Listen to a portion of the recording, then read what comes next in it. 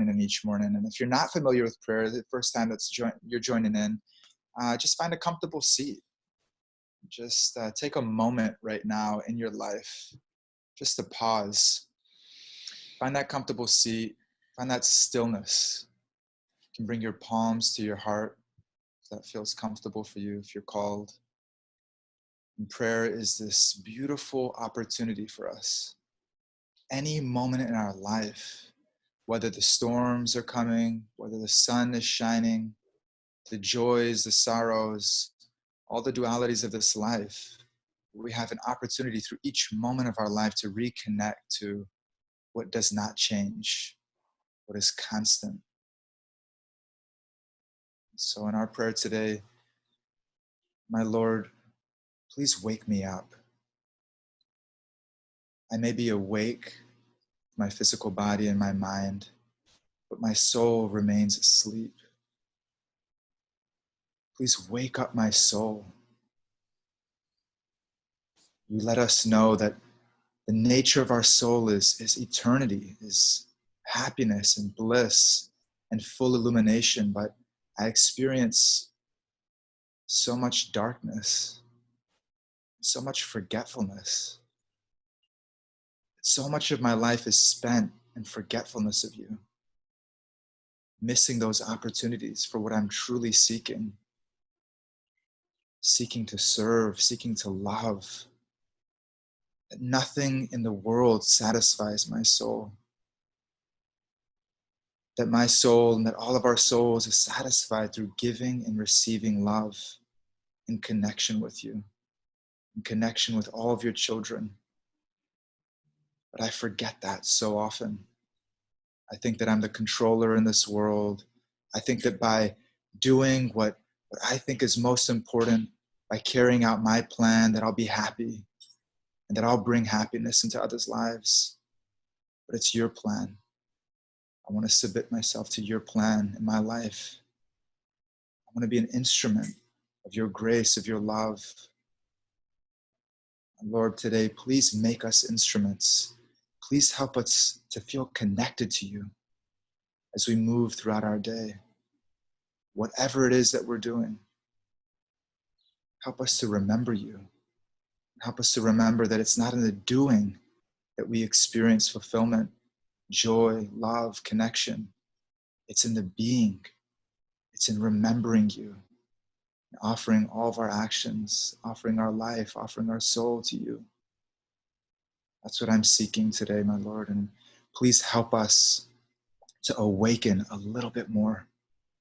Please help us to awaken all those beautiful, divine qualities of our soul. Help us to express those in love and in service toward you and toward all your children today. Let us feel that in our own lives, the great joy of giving and receiving your love. Hare Krishna, Krishna Krishna, Hare Hare, Hare Rama, Hare Rama.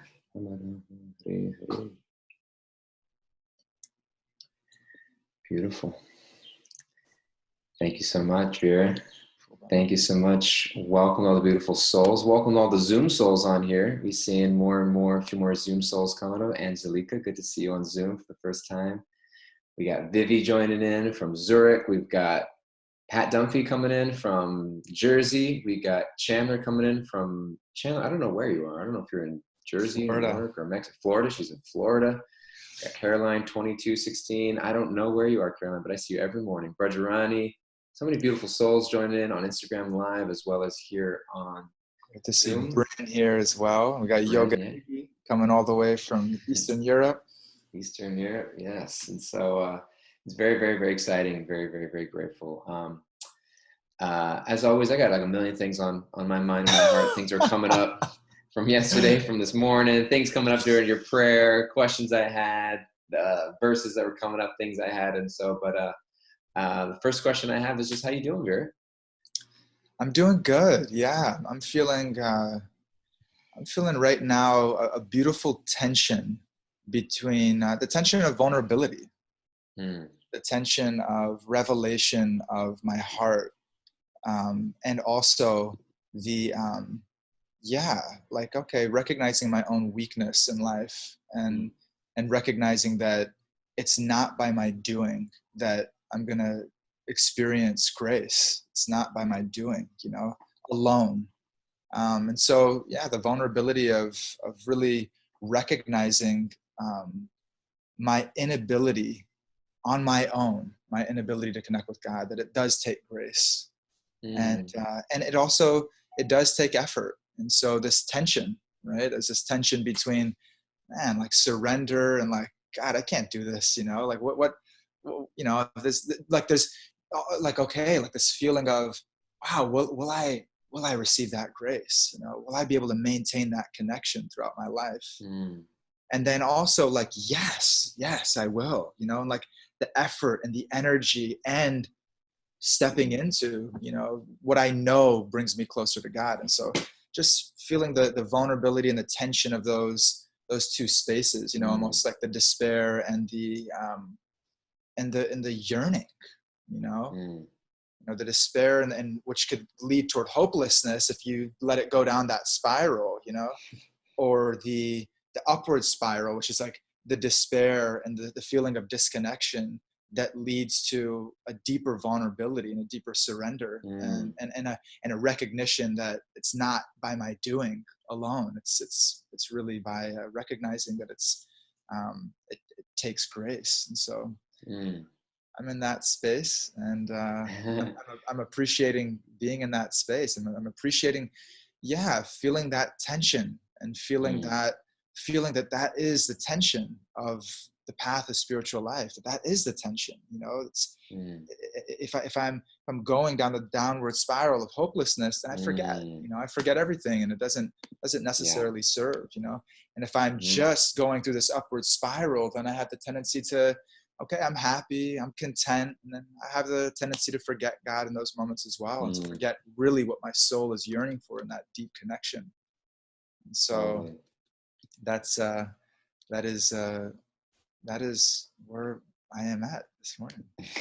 That's a beautiful place. So somebody said that there are certain problems that we need to solve, and there are certain tensions that never solve. We simply need to learn how to manage. Mm-hmm. And so I think sometimes you're mentioning living in this tension, and we think, how do I make this tension go away? Yeah. I think it's more of how do I learn to navigate this tension, because it's a good tension, Mm-hmm. and that it's a tension that will always be there, because there's these two super valuable aspects of my life, my confidence and my humility together, and that it's like I don't eliminate either of them.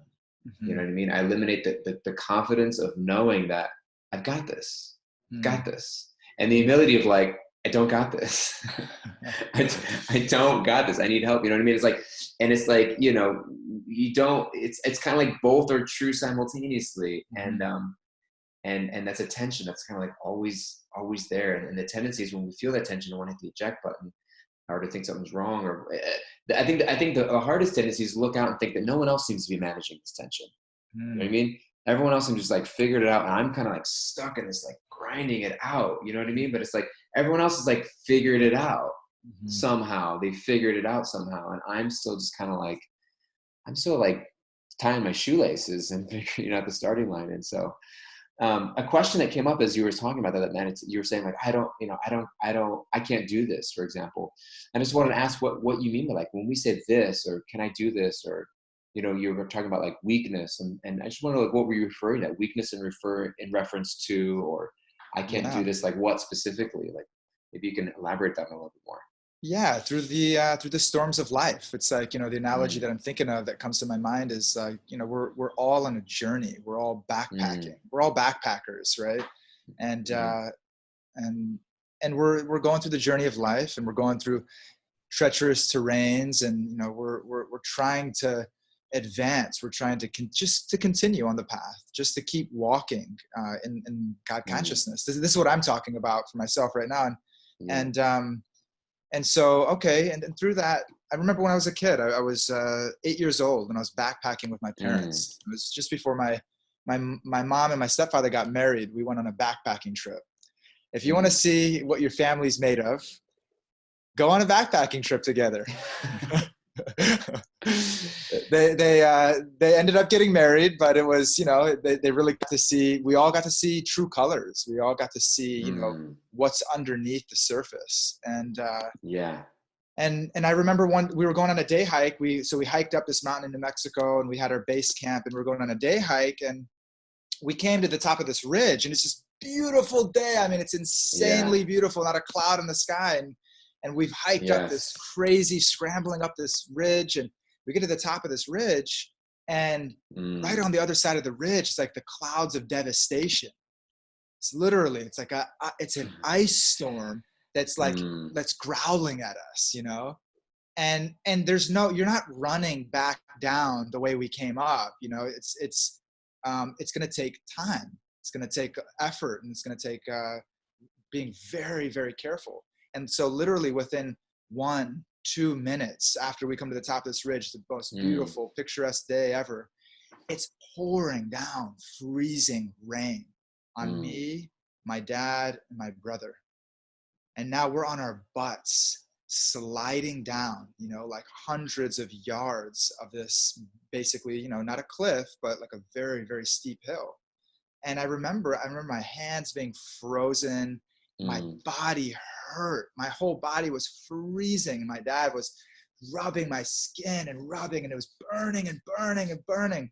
And it was one of the most intense experiences of my life, one of the most intense physical experiences of my life. And I think about that story because I think about how many storms have I experienced internally, as I'm journeying through life. I experienced storms, we all experience storms, no question about it. We all experience storms.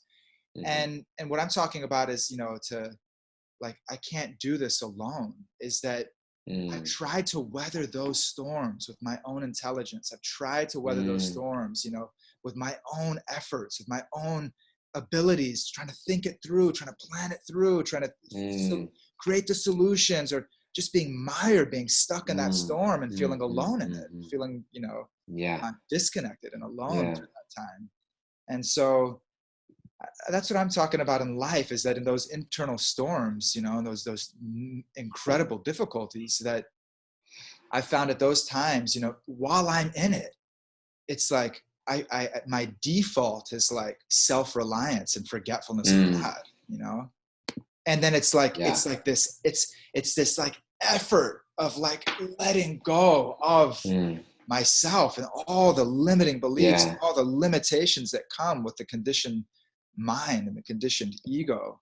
Actually just like, man, Baba, this is exactly what you were looking for. This is exactly what you're asking for. You're asking for this closeness with God. You're asking to experience God in every moment of your life. And now you're being given a test. Now you're being given this intense experience to surrender. And it's intense as hell. And so in that, it's not just me, that God is walking with me, step by step every moment of my life.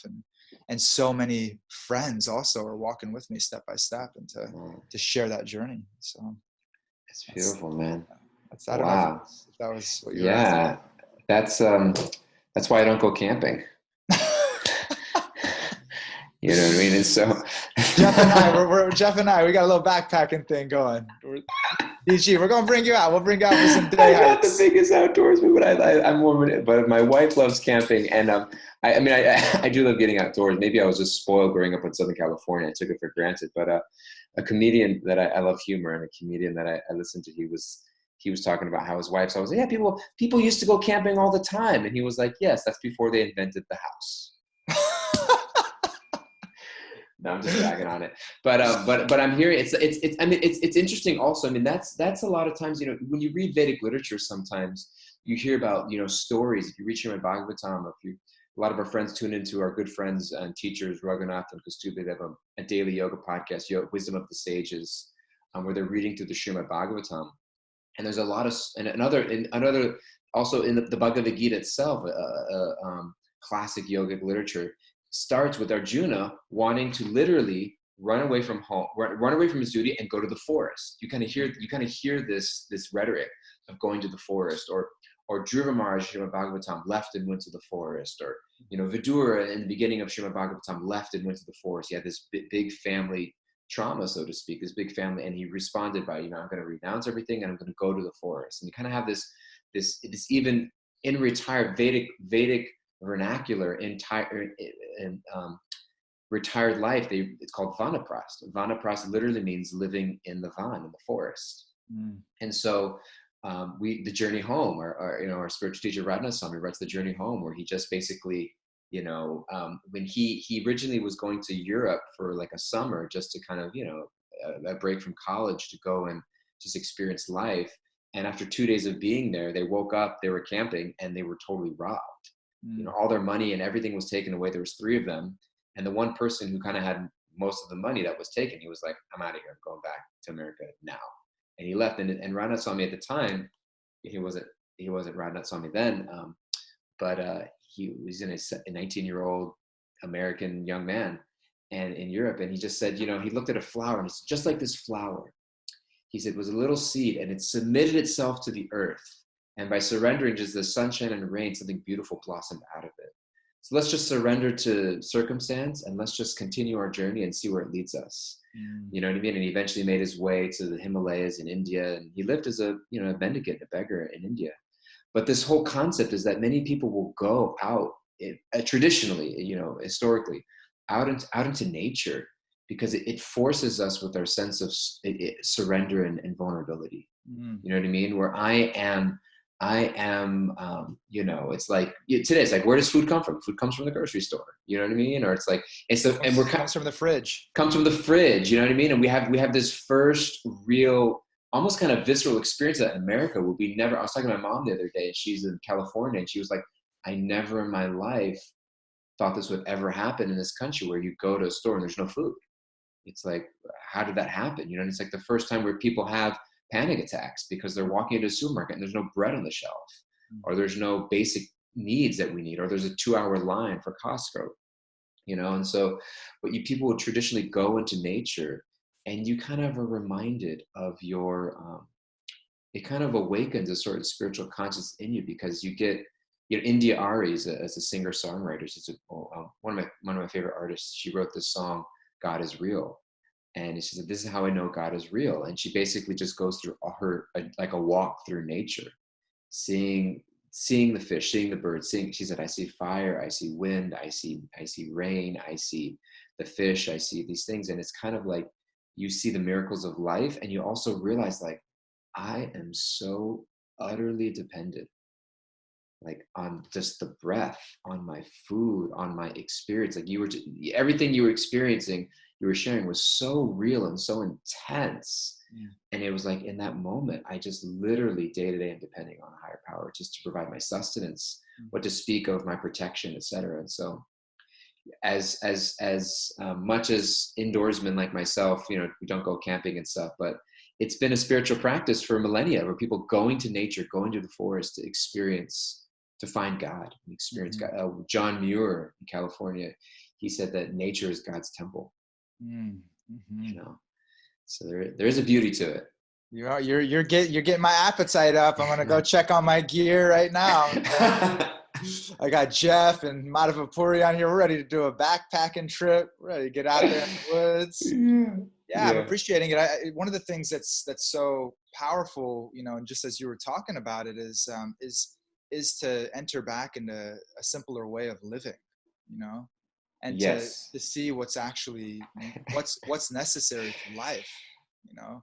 What's necessary for life really can fit in a backpack.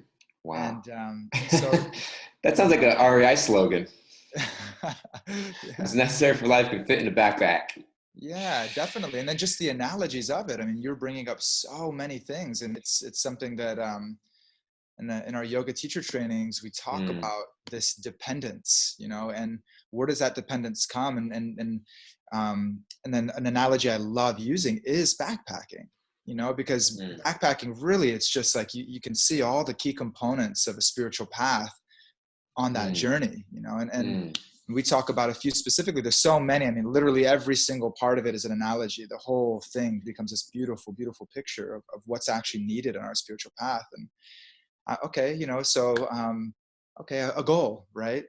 There's a goal to our path, there are people that have walked the path before us that are more experienced, especially if we're going to go for like a serious goal. If we're going to try to hike to the top of Everest or Kilimanjaro or some massive mountain that takes so much skill and experience, we're going to have guides.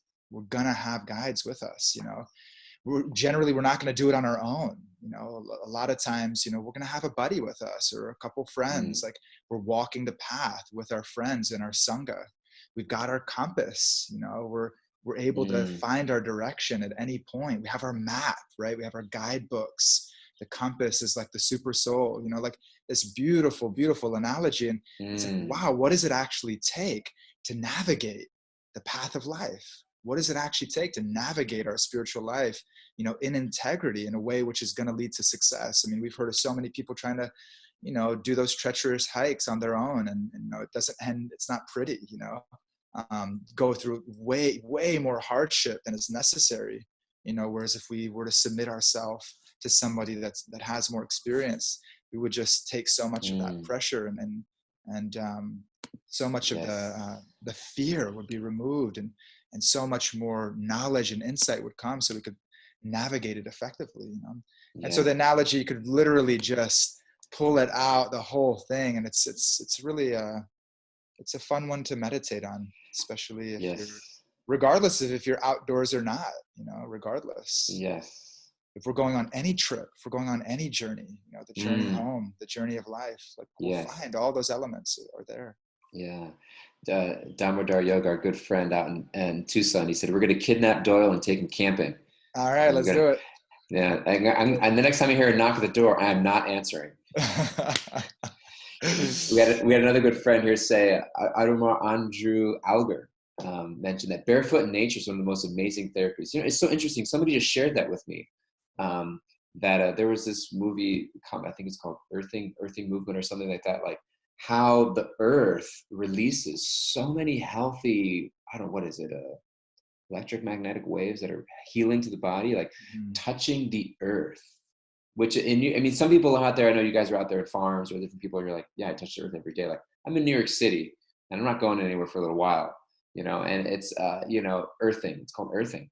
And, you know, it's like, it's like I'm making it a practice. I mean, today it's a little bit rainy, but as soon as the sun comes out a little bit in spring, it's like, I know we're social distancing, but it's like, I'm going to go find a park, take off my shoes and just walk barefoot on the earth. It's like to like totally reconnect ourselves. And there's something about the magnificence of Mother Earth, of nature, of the ocean, of the sky. You look at it and you realize, oh my God, like, life is so much bigger than my own little world. Life is so much bigger than my own little world. And I am on a journey. You know, I'm a California, above California, and there's a company out there that I like. It's their catchphrase or their tagline is just passing through. And the company began in 1984, which is when I was born. I was born in 1984. And so some of their t-shirts say, just passing through since 1984. And I think that's me. That's me, you know, like, if we recognize that I am just a spirit soul that's just like, you know, I'm eternal. I existed before this body and I will exist after this body. And this, you know, whether this 35-year-old Italian, you know, California boy who now lives in New York, you know, is just temporary identity. And I'm just passing through and I'm on a journey. So it's like, where am I coming from? And more importantly, where am I going? And as you're saying, it's like I'm literally on a hiking trip through this material world. And this body is the vehicle. This is the sleeping bag I have for today. And it's like, I've got my tools and I've got my map, which is spiritual literature. I've got my companions, which are my spiritual association. And it's just like, and I think that, you know, the compass is, you know, Richard Rohr is a beautiful author that I like to quote. He says, you know, my homesickness is my only compass. Like, that yearning of the heart for something more, for something beyond. That's my compass. Like, there's something, Srila Prabhupada would say so beautifully, there's a pinprick in the introduction to Srimad Bhagavatam. There's a pinprick in society. There's something kind of like knowing, like, we have everything we need material, but there's a little pinprick, there's a little sand in the sweet rice, there's a little something that's not quite right. And there's like, you know, there was a huge article, you know, some of us are sports fans, and there was a big article, Tom Brady, who's, arguably one of the greatest quarterbacks of football, NFL, American football of all time. And after he won, like, he's won more Super Bowls or titles than anybody. And there's an interview with him after he won like his first few Super Bowls. He was literally just like, he was asking this question, like, yeah, it's beautiful. I've had everything I ever wanted. I'm just wondering, is this it? Like, is this it? Like, I've done everything now, and that's what life is. It was almost kind of like you have accomplished everything you can, and you're asking the question, is this it? So there's that pinprick, and it's like, where am I going? It's not earning a bunch of money or getting success or a bunch of Instagram followers. It's like, I'm on a spiritual journey back home. And it's like, how can I keep that focus? It's almost like every day we just need to refocus ourselves. Oh, you know what I mean? Don't eat those berries. No, those are bad berries. Don't eat those berries. Don't associate with those living entities. They will hurt you. They will eat you. And it's like, stay focused, And so it's just passing through since 1984, and we're on one big hiking trip back to the spiritual world. Love it, DG. Yeah, it's it's so beautiful. That pinprick, that yearning to be back home. That being the compass, right? That being the indicator, and us really listening to that calling. Such a beautiful point. I just want to meditate on that for the rest of my life. Right. That it's something that we brought up as a theme so much, and really is alive for me in my life. And is reading later chapters of Bhagavad Gita. Krishna is not just the sunshine. Krishna is not just our divine beloved, the absolute truth. Our source is not just the happy times, right? He's not limited to that. She's not limited to that. That there's, through the struggle, through the challenge, through the storms, those are right. It's that feeling inside, that internal feeling, that compass that's moving us back toward our goal, moving us back toward connection with the divine, connection with ourselves spiritually. And so just loving that analogy and really being with that. I mean, it takes an immense amount of courage. I was talking to a friend last night, and she was like, I run from that. I run from that feeling, I run from that feeling because it's intense, It's like, we read in Bhagavatam, where Queen Kunti, she's calling on those calamities. She's calling on the storms, because through the storms, it's brought her close. It's brought her consciousness closer and closer to her divine beloved. And so it's something that, I remember when I was, oh my God, there's so many funny stories. I remember I was totally infatuated with this girl when I was 20 years old. And I had, up until this point in my life, I had not experienced like being so into somebody that I kind of like lost myself. Like maybe like I had the mutual, infatuation in relationships, but this was like, I was totally into this person and they were just like, whatever, like it was, I felt like such an unvalidated loser, but I was like desperate for that validation, Oh man. And I remember being in Vrindavan, and I'm in India, and I'm there with my godfather. He's just retired. I'm going to help him settle, and I'm in Vrindavan, and I remember I'm in Vrindavan, and I'd probably thought about Krishna like twice the whole time I was there. I was definitely thinking about this girl, about 99.9% of the time I was there. And I'm praying because the attachment it's like ripping me apart from within. It's so brutal. It's so intense, and it's so vulnerable. It's so raw. It's so like in this helpless condition. I'm praying to Krishna. I'm praying to Radha, my dear mother, please help me. Please help remove this attachment from my heart.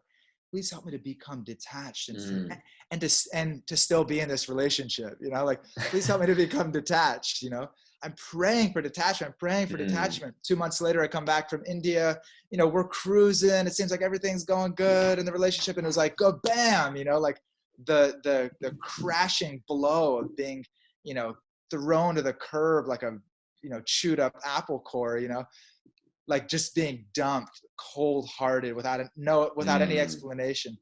And I remember I was like, what am I praying? And then it was like 2 weeks later that like, it was just gone. Like that attachment was gone from my heart. It was bewildering. I was like, I literally do not, like, it's gone.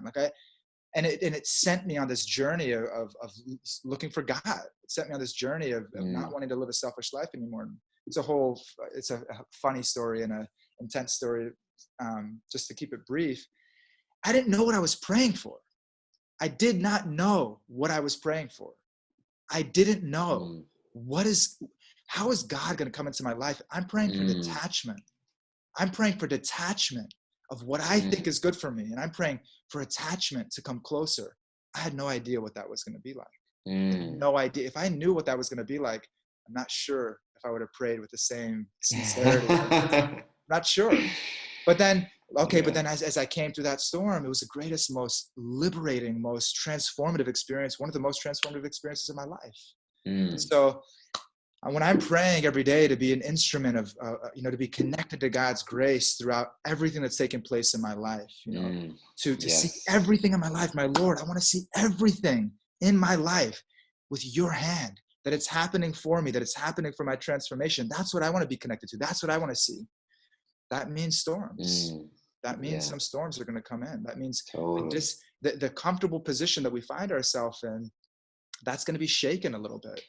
So that we have opportunities. So we have opportunities to, through difficulty, through challenge, through whatever it is, to be able to submit ourselves again, be able to connect back again, because that's what we want. We want it to be unconditional. We want it to be, no matter what's going on in my life, I love you. No matter what's going on in my life, I love you, DG. You could not do anything to stop me from loving you. That's the love that we're looking for, And so that means, okay, let's go on a backpacking journey together, and let's do it. Let's keep loving each other through it, Yes. So that's the that's your story. You're sticking to it. That's my story, and I'm sticking to it. And it's not just it's in those prayers, it's like the illumination that comes after that storm.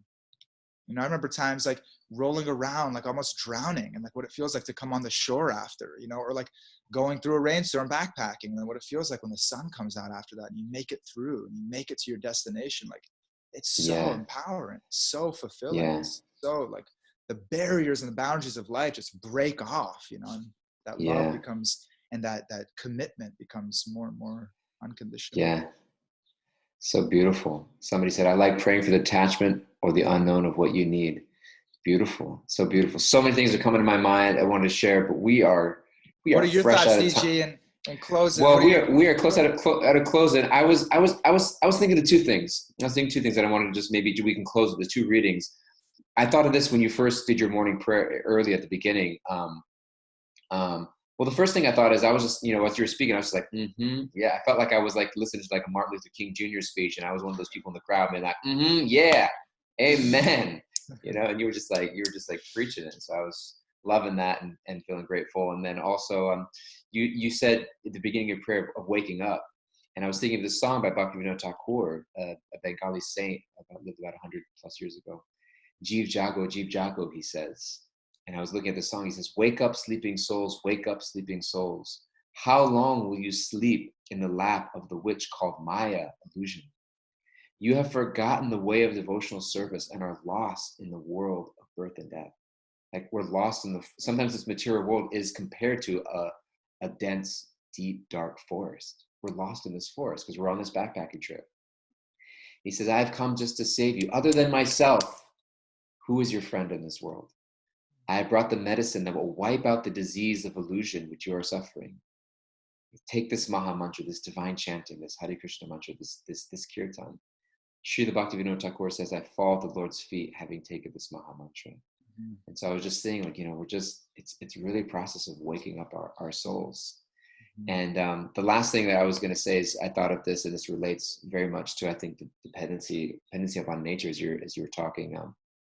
Was earlier, we had our good friend DKNY, Davy Kumari was tuned in, which is an old friend. It was at one point the director of operations at the Bhakti Center, maybe around eight years ago or so.